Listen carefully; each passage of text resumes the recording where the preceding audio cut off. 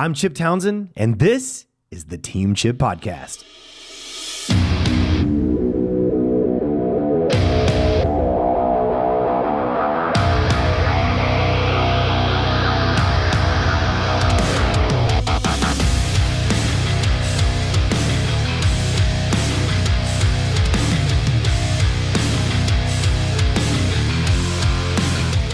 All right, guys, welcome back to the Team Chip Podcast.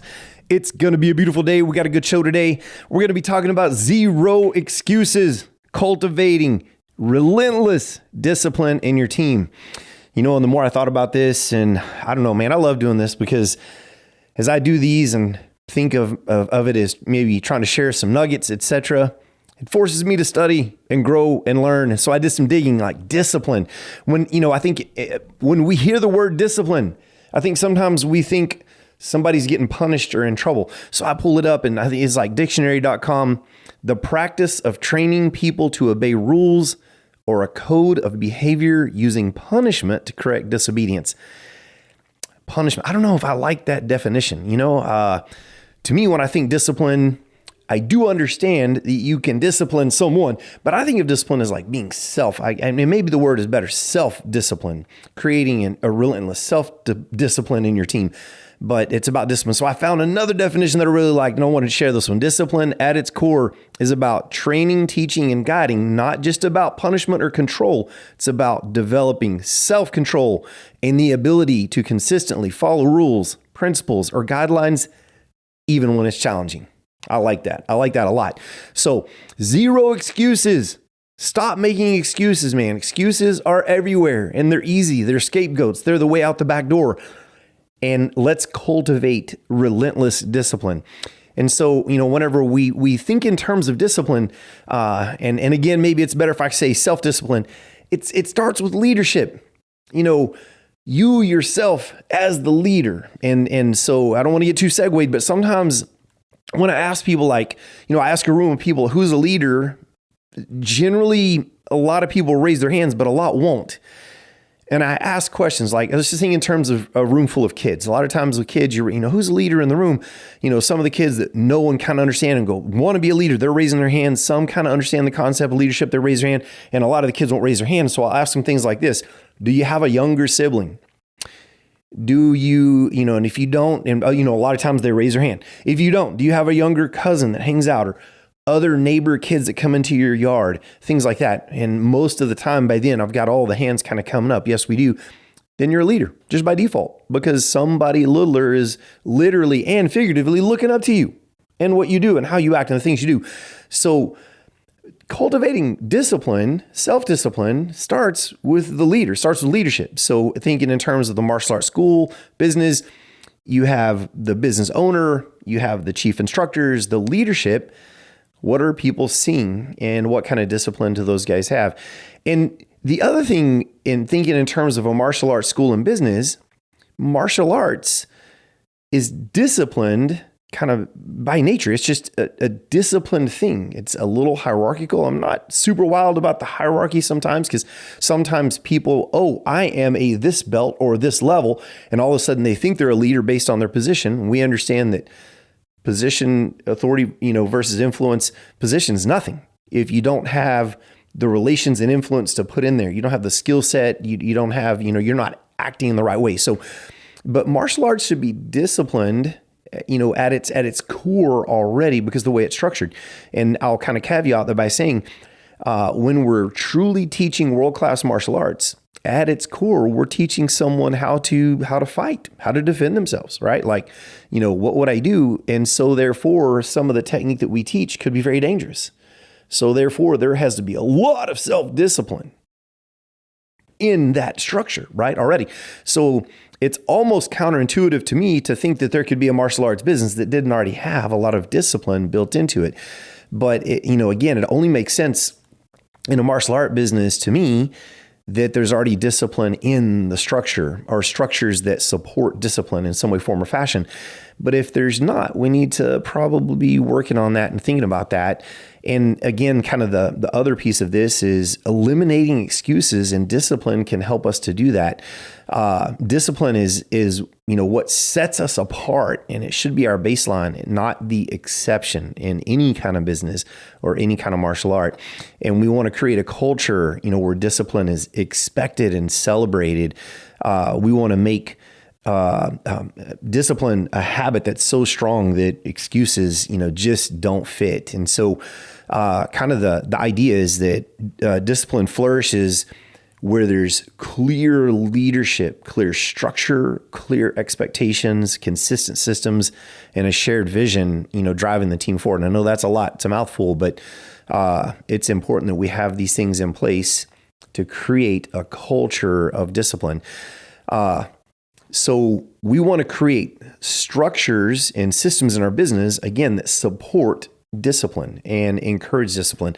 Structures, they create predictability, accountability. When we know that the systems operate a certain way, we can kind of predict how things are going to move. We know what to expect. There's accountability. If you step outside that structure, like, hey, we got to get back in the structure and make sure that we're doing things correctly. I think a big part of this is when your team knows kind of the how we do what we do, but they also have a why, an important why behind. And when we have a great how structure, how kind of equals the processes, systems, and consistent support, the how we do what we do. The why is kind of the big picture purpose. Why does it matter? And more specifically, when you're talking about cultivating discipline in your team, why does it matter to them? What's kind of their why? And now we could get into splitting hairs here, but for me, my big why, serve God first and foremost. My next big why that gets me out of bed is to serve my family and provide for them, protect, and care for. And so we got to think kind of in terms of also, a little more granularly, each person's why. If I've got a young staff member out there and they're still in high school, their why might just be a part-time job to make a little money. They kind of fell in love with martial arts. And so then I might have a full-time guy that's this chief instructing, and he may be supporting his family. His big why might be more like mine. We got to get here and do our job and do it well and provide an experience second to none so we can support our family. So, to create discipline and to encourage discipline, we've got to have structures in place, and people have to be clear on how everything works, and then also that why. And hopefully they're not just there to check a box and collect a paycheck. That just makes me. And I will say, sometimes we hit a point in life where we just have to take any job we can. I get that. But I hope that people can work their way into jobs and careers and businesses that they kind of have a love for, they have a passion for. And I think that makes a big difference sometimes whenever we really care.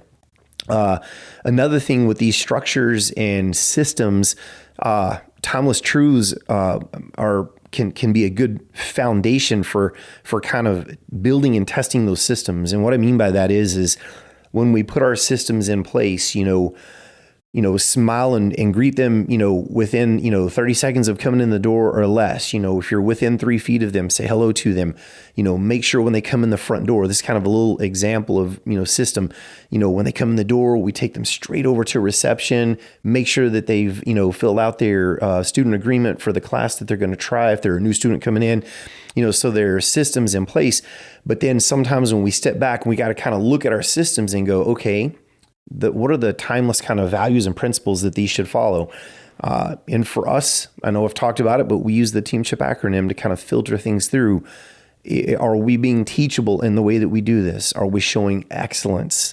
Are we being accountable? Are we being motivated? Are we motivated? Do we understand our why? Are we being courteous and kind? Are we being honest, inspirational? So you kind of get that. So use timeless core principles to filter your systems through as you develop them, to make sure that they fit and make sure that those timeless core principles are the culture that you want to build and develop in your business. But you've got to have structures that help people to understand and your team to understand how they do it and the why. And if we can make the how and why kind of meet up, when I do it like this, we're heading towards our big why. And that's so important. And those could probably be other episodes. We want to create systems that support discipline. Systems align daily actions with long-term goals. So the team knows that, whenever they come in for the day to walk through the building, to kind of put on the mom eyes, this is kind of an example of a system, scan the edges, make sure the trash cans are emptied, make sure the place smells fresh, the mats are dusted off, the equipment set up for the classes. And so those daily actions lead us towards having exceptional classes, creating exceptional experience, which lead us towards signing up more students, retaining our current students, creating experience that they want. It leads to growth, it leads to retention, and it leads to us hitting our goals and growing as an organization, which then feeds back into the team. So it's important that those daily action systems that we have in place feed the long-term goals and the big picture and feed that long-term why as well. And that we're communicating to our team consistently how all of that comes together. And I would say even as important as anything is why it matters to them and how it fulfills some of their why. Discipline isn't random. It's what happens when healthy habitual routines and processes support it. So healthy, habitual, when I say habitual, things that we do so consistently that they just kind of become habit and eventually even part of the ritual of our life. When we walk in the door, I'll walk through and I'm thankful for where I'm at and, kind of check things, boom, boom, boom, boom. And we have those systems in place. And so, we need to be intentional when structuring our structures towards discipline to make sure that we have step-by-step plans for our training, for our communication, our student or client engagement. And all of that, again, needs to be rooted in principles that don't change. I also think it's important, we've talked some about the why, but, in a business, we talk about goals, we set goals, we set long-term goals, kind of mid-length goals, short-term goals. Short-term might be weekly, monthly, kind of midterm, quarter, year. How's it going? Long-term, next 2 to 3 to 5 years. And, we sit down with the team and we give them kind of a clear vision of where we're going with that and how it is going to impact them. Like if we have growth goals as far as active attendance or growth goals with revenue or maybe cutting expenses so that the net revenue can improve, sharing that with your team in a way that it connects to them and they understand when these things get better, my life gets better too, not just the business owner. Everybody gets better. We can provide better equipment. We can renew things when we have a little more expendable income that we can put back into the business, things like that, and back into the team. But make sure that they have a clear vision of that future and the big picture why. And again, this could be a huge conversation, but that big picture why, partly for us and each community, we want to be an asset to the community. That's one of the things we talk to our team about. Are we teaching, treating, and creating experience for our students that provides value for them so they can go back into their life and serve their family, their jobs, their churches in a better way and be better equipped for that?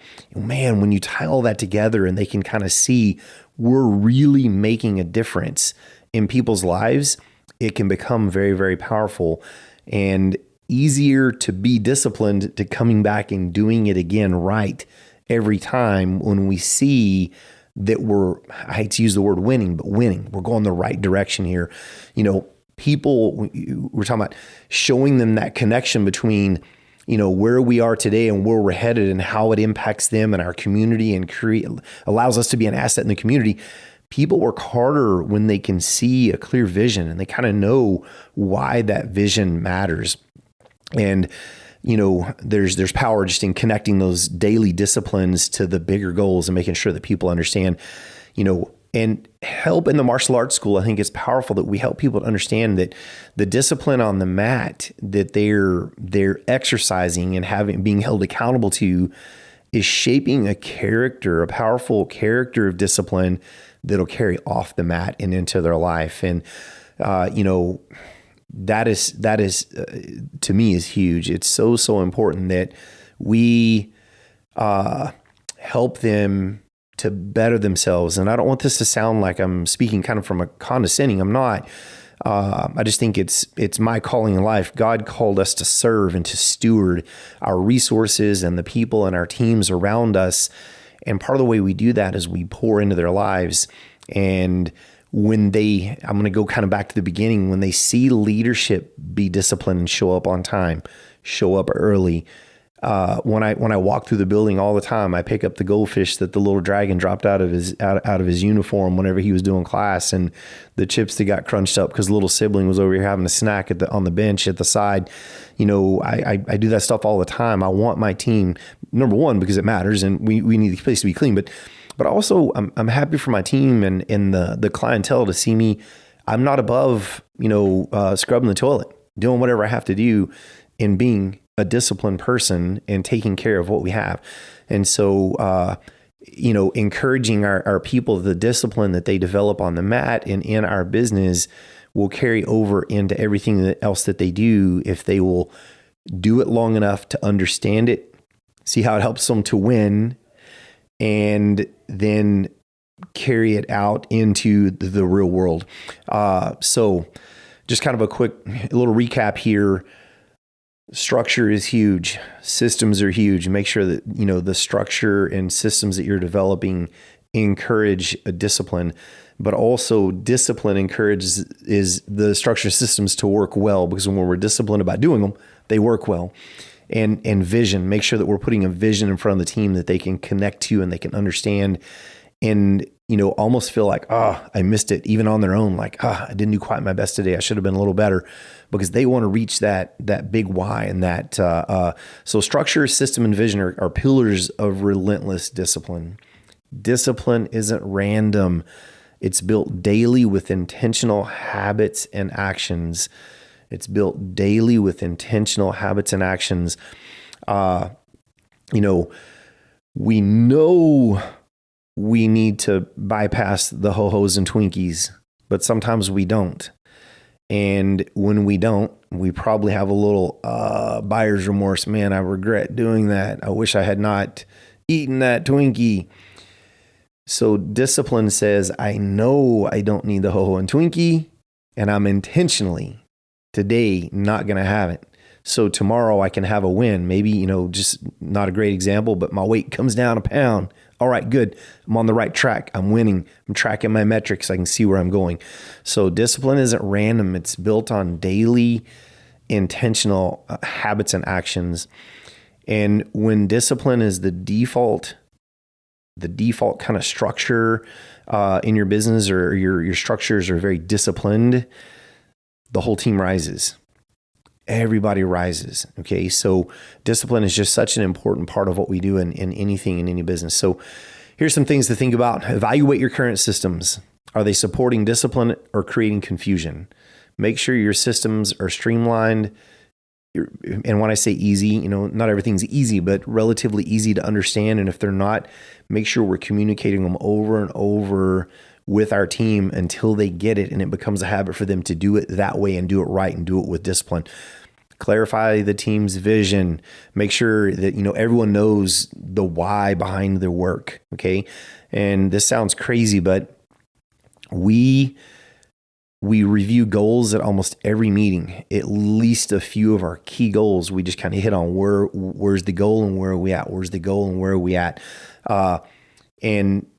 We talk about kind of our purpose. Why are we here and why are we doing what we're doing? We share wins, and wins are things like, hey, yesterday, little Susie in class had really been struggling with X and she got it and it was a huge success and she felt great and she left on cloud 9. And we go, yeah, that's a win, So, and that's reconnecting the team's why all the time. Is why we do what we do. It's life-changing for these guys. Celebrate wins. Recognize and reinforce discipline when it shows up in action. Whenever you see somebody kind of go above and beyond, man, take 2 seconds and just say something. It doesn't have to be a gift card or a big gift. Recognize discipline when it happens and kudo it, because the things that we kudo, we think about, we talk about, we encourage are the things that we get back. And so in our instructor training, we call it, spot the right. And I've talked about this before, but with our young leadership coming up, one of their first responsibilities when they get to engage a little bit on a mat with the students or clients is we just tell them 50 high fives today, but 50 high fives only for hard work, right?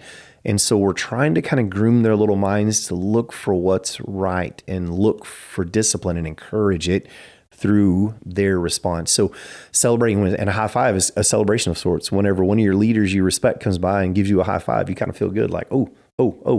So the celebration doesn't have to be huge, but recognize it. If you go by and you see one of your staff members doing something outside maybe their norm, but it's a disciplined thing, like, I don't know, there's a dead bug in the corner and they go over and grab a paper towel, pick that thing up, go throw it away, give them a high five. Hey man, good job. Thanks for doing that. I appreciate that. I appreciate you for being disciplined and going above and beyond. All right, guys. Discipline, it's a tough area. It's not punishment. It's about us doing what's right all the time, not just when it's convenient, and doing what's right even when it's hard to do. It's about us making better choices about, our health, our diet, our exercise, and our whole life. And when cultivating this in the team, remember what I said in the beginning, it starts with leadership. Make sure you're being disciplined and leading a disciplined life so that, they will follow along. People don't do what we tell them to do generally. They do what they see us do as leaders. So anyway, hopefully that gave you some nuggets, some things to think about around the idea of discipline. Discipline is not punitive necessarily. Discipline is just about making good choices and doing the right things even when it's tough. Going back and doing it over and over and over. All right, guys. Love you guys. Appreciate you. Hope you got some nuggets out of that. And by the way, shoot us some messages. Love the messages we're getting. And review us, share us, subscribe. And thanks so much for being here. We'll catch you on the next one.